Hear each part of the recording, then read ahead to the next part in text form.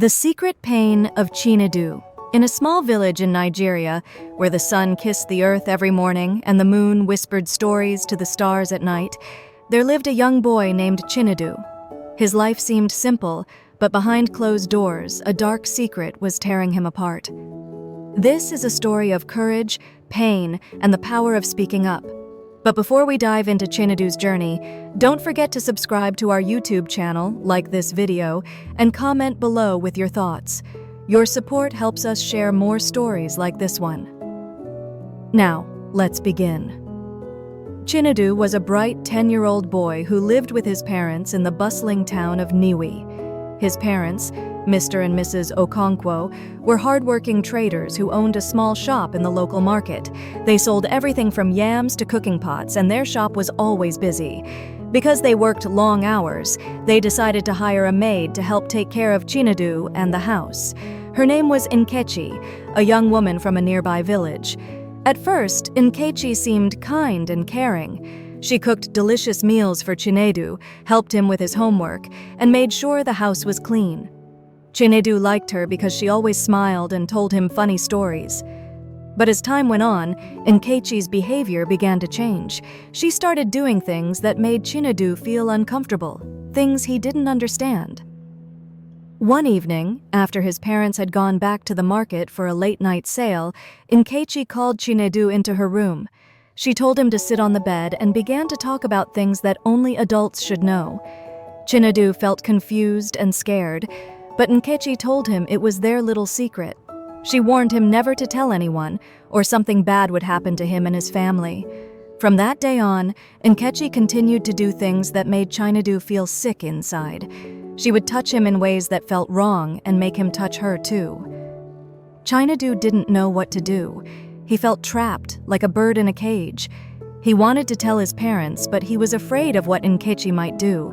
So, he kept the secret to himself, burying it deep in his heart. At school, Chinedu's teacher, Miss Adeola, began to notice a change in him. He used to be a lively boy who loved to play football and answer questions in class. But now, he was quiet and withdrawn. He often stared out the window, lost in thought, and his grades started to drop. Miss Adeola was worried. She decided to talk to him after class one day. "Chinedu, is everything okay at home?" she asked gently. "You haven't been yourself lately." Chinedu looked down at his feet, his heart pounding. He wanted to tell her the truth, but the words stuck in his throat. Miss Adeola could see the fear in his eyes. She knelt down and placed a hand on his shoulder. "You can tell me anything, Chinedu," she said softly. "I'm here to help you." Tears filled Chinedu's eyes as he finally opened up. He told Miss Adeola everything, about Nkechi, the things she did to him, and how scared he was. Miss Adeola listened carefully, her heart breaking for the young boy. She knew she had to do something to protect him. The next day, Miss Adeola reported the abuse to the school principal, who immediately contacted Chinedu's parents. At first, Mr. and Mrs. Okonkwo were shocked and couldn't believe what they were hearing. But when they saw the pain in their son's eyes, they knew it was true. They confronted Nkechi, who denied everything at first. But when the police got involved, she finally confessed. Nkechi was arrested and taken to jail, where she would face the consequences of her actions. Chinedu's parents were devastated that they hadn't noticed what was happening to their son. They promised to spend more time with him and make sure he felt safe and loved. After Nkechi was taken to jail, life in Chinedu's home began to change. His parents, Mr. and Mrs. Okonkwo, felt terrible for not noticing what was happening to their son. They hugged him tightly and promised to do better. They decided to close their shop earlier so they could spend more time with Chinedu. They also hired a new maid, an older woman named Mama Ngozi, who was kind and respectful. Chinedu's teacher, Miss Adeola, continued to check on him every day at school. She made sure he was doing well in class and always asked if he needed to talk. Chinedu started to feel a little better, but sometimes he would still feel sad or scared, especially at night when he was alone in his room. He would have bad dreams about what happened with Nkechi, and he would wake up sweating and crying. One day, Miss Adiola told Chinedu about a special person called a counselor. She explained that a counselor is someone who helps people when they feel sad or scared because of something bad that happened to them. Chinedu was nervous at first, but he agreed to meet the counselor, whose name was Mr. Tunde. Mr. Tunde was a kind man with a gentle voice. He had an office filled with toys, books, and colorful drawings on the walls. During their first meeting, Mr. Tunde let Chinedu play with some toys while they talked. He asked Chinedu how he was feeling and if there was anything he wanted to share. At first, Chinedu didn't say much, but as the weeks went by, he started to open up more. "Sometimes I feel like it's my fault," Chinedu said one day, looking down at the floor. Mr. Tunde shook his head. "It's not your fault, Chinedu. What happened was wrong, but you didn't do anything to cause it. You are a brave boy for speaking up." Chinedu felt a little better after hearing that. Mr. Tunde taught him ways to calm down when he felt scared or sad. He showed Chinedu how to take deep breaths and count to 10. He also gave Chinedu a special notebook to write or draw his feelings in. Chinedu liked drawing pictures of superheroes because they made him feel strong. At home, Chinedu's parents tried their best to make him happy. His dad started teaching him how to play football, and his mom would cook his favorite meals, like jollof rice and fried plantains. They also made a new rule: no more secrets in the house. They told Chinedu that he could always talk to them about anything, no matter what. One evening, as the family sat together eating dinner, Chinedu's dad said, "Chinedu, we are so proud of you. You are a strong boy, and we love you very much." Chinedu smiled. It felt good to hear those words, but deep down, he still had some worries. He wondered if the other kids at school would find out what happened. He was scared they might laugh at him or call him names. He also worried that Nkechi might come back one day, even though she was in jail. The next day at school, Chinedu's best friend Emeka noticed he looked worried. "What's wrong, Chinedu?" Emeka asked during break time. Chinedu hesitated, but then decided to tell Emeka a little bit of what happened. "Something bad happened to me at home, and I'm scared people will find out," he said quietly. Emeka patted Chinedu on the back. "Don't worry, Chinedu. I'm your friend, and I'll always be here for you. If anyone tries to bother you, I'll tell them to stop." Chinedu felt a warm feeling in his chest. He was glad to have a friend like Emeka. But even with all the support from his family, friends, and counselor, Chinedu still had a long way to go. He knew healing would take time, and there were still days when he felt like crying or hiding under his bed.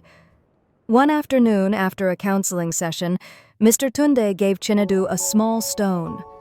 "This is a courage stone," he said. "Whenever you feel scared or sad, hold it tight and remember how brave you are." Chinedu held the stone in his hand and smiled. He liked the idea of having something to remind him of his strength. But as he walked home that day, he couldn't shake the feeling that something big was coming. Would he ever feel completely safe again? Would he be able to trust people the way he used to? And what would happen when Nkechi's trial began? Thank you for following Chinedu's journey so far. If this story has touched your heart, please subscribe to our YouTube channel, like this video, and comment below with your thoughts. Your support helps us share more stories like this one. Chinedu's life slowly began to improve. With the help of his counselor, Mr. Tunde, he learned how to handle his fears and sadness. He started to feel a little stronger every day. His parents made sure to spend more time with him, and his best friend Emeka always had his back. But there was still one big thing hanging over Chinedu's head: Nkechi's trial. One morning, Chinedu's parents sat him down and explained that Nkechi would be going to court. They told him that he might have to tell the judge what happened. Chinedu felt nervous. He didn't want to see Nkechi again, and he was scared of talking in front of so many people. But his parents assured him that they would be there with him every step of the way. "You don't have to be afraid, Chinedu," his mom said, holding his hand. "You are brave, and we are so proud of you. The judge needs to hear your story so that Nkechi can't hurt anyone else." Chinedu took a deep breath and nodded. He knew it was the right thing to do, even if it was hard. The day of the trial arrived. Chinedu wore his best clothes, and his parents held his hands as they walked into the courthouse. The room was big and quiet, with a tall judge sitting at the front. Nkechi was there too, sitting at a table with her lawyer. When she saw Chinedu, she looked down at the floor. When it was Chinedu's turn to speak, the judge smiled kindly at him. "You can tell us what happened, Chinedu. Take your time." Chinedu's heart was pounding, but he remembered what Mr. Tunde had taught him. He held his courage stone tightly in his pocket and took a deep breath. Then he began to tell his story. He talked about how Nkechi had tricked him and made him do things he didn't want to do. He explained how scared and confused he felt. As he spoke, he could see tears in his parents' eyes, but they nodded encouragingly, letting him know it was okay to keep going. When Chinedu finished, the judge thanked him for being so brave. Then, the judge turned to Nkechi and said, "What you did was very wrong.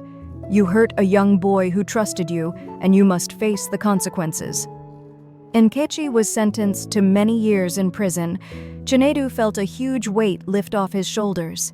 He knew that Nkechi couldn't hurt him or anyone else anymore.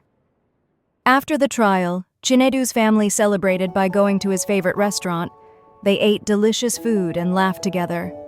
Chinedu felt happy, but he also knew that healing would take time. He still had bad dreams sometimes, and there were days when he felt sad, but he also knew that he wasn't alone. He had his family, his friends, and Mr. Tunde to help him through the tough times. One evening, as Chinedu sat on the porch with his dad, he looked up at the stars. "Dad," he said, "do you think I'll ever stop feeling scared?" His dad put an arm around him. "It's okay to feel scared sometimes, Chinedu. What's important is that you don't let fear control you. You are strong, and you have so many people who love you. Every day, you're getting braver and stronger." Chinedu smiled. He knew his dad was right. He still had a long journey ahead, but he was ready to face it. He had learned that it was okay to ask for help, and that speaking up was the bravest thing he could do. As the days turned into weeks and months, Chinedu continued to heal. He started playing football again with Emeka, and his grades at school improved. He even began to help other kids who were feeling sad or scared by sharing his story and encouraging them to speak up. One day, Miss Adeola asked Chinedu to stand in front of the class and talk about courage. Chinedu was nervous, but he stood tall and said, "Courage isn't about not being scared. It's about doing the right thing even when you're scared, and it's about asking for help when you need it." The class clapped, and Chinedu felt proud of himself. He knew that he had come a long way, and he was excited about the future. Thank you for following Chinedu's journey. If this story inspired you, please subscribe to our YouTube channel, like this video, and comment below with your thoughts. Your support helps us share more stories like this one. Remember, no matter what you're going through, you are never alone. Be brave, speak up, and always believe in yourself.